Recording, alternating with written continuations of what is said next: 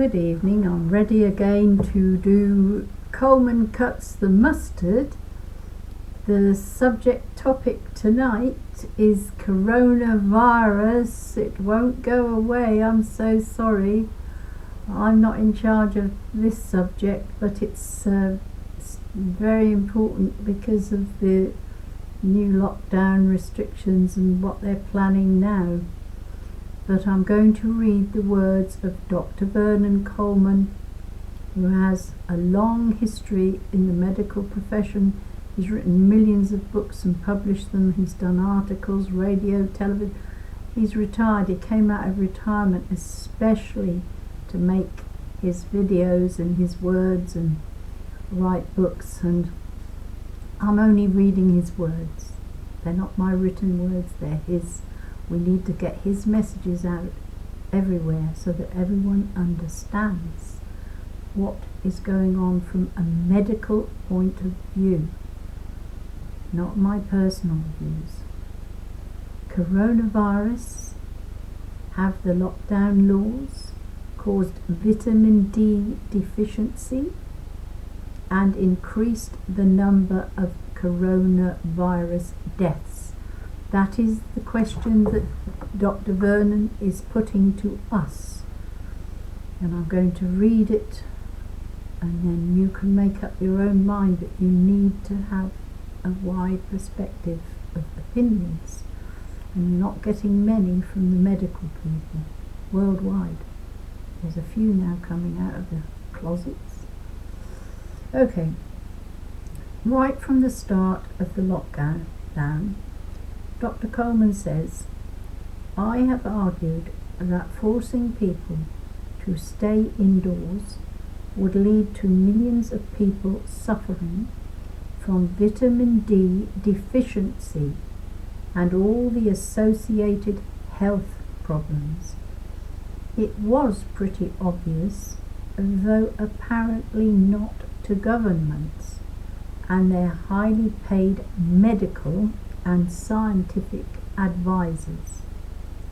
Vitamin D is an essential substance which most of us get when sunshine hits our skins.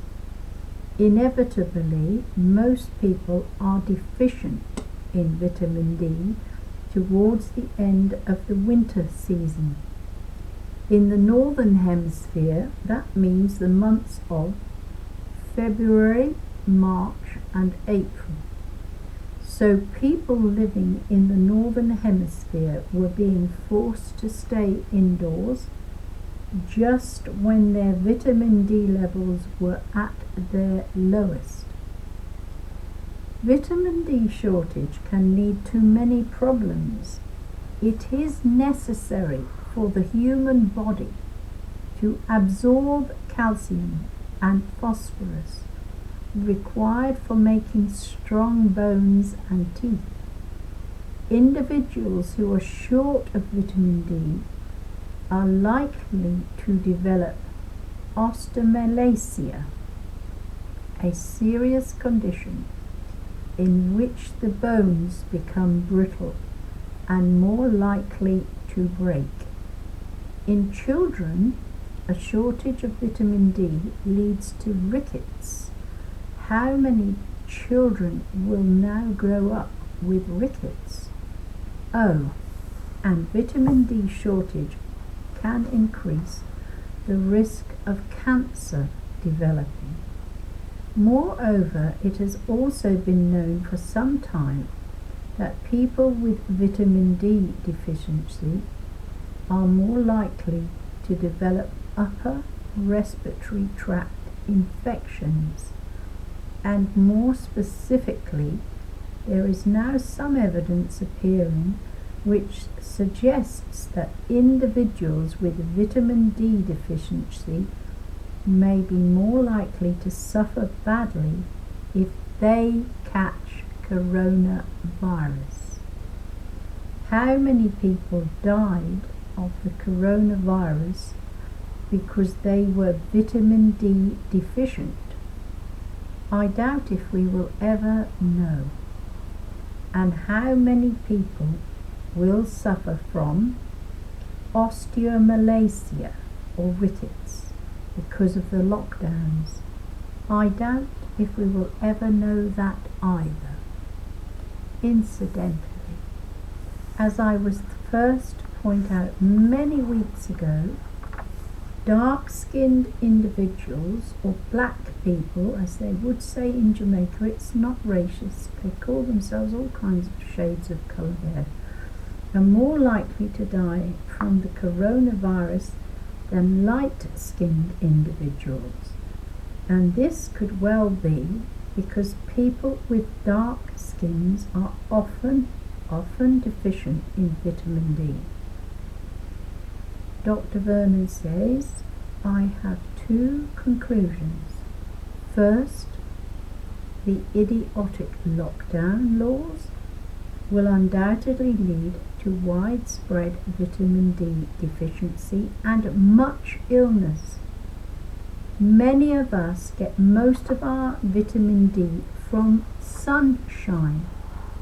Second, many individuals will need to increase their intake of vitamin D, either by increasing their intake of the appropriate foods or by taking supplements. It is important, however, not to take too much vitamin D, since excessive quantities can damage the body by encouraging deposits of calcium in places where calcium should not be. This is yet more evidence that the stupid and unnecessary lockdown laws, supported by the local authorities and police forces, which stopped people sunbathing and exercising out of doors, have done infinitely more harm than good. That's all I'm reading from that section for tonight. So God bless you and thank you for listening. I hope you've digested that. It's not as long as some of them have been. It's better for me to cut them up for you.